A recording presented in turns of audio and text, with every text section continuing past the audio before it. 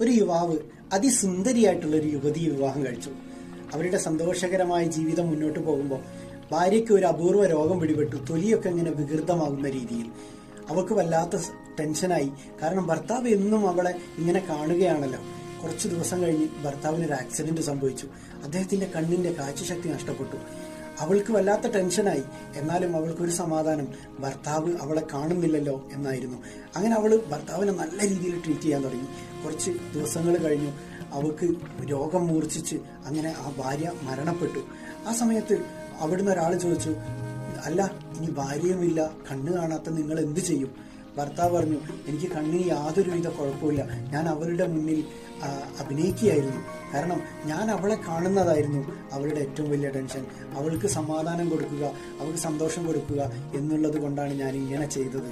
ഇത് സ്നേഹത്തിന്റെ ഒരു പ്രതീകമാണ്. Thank you.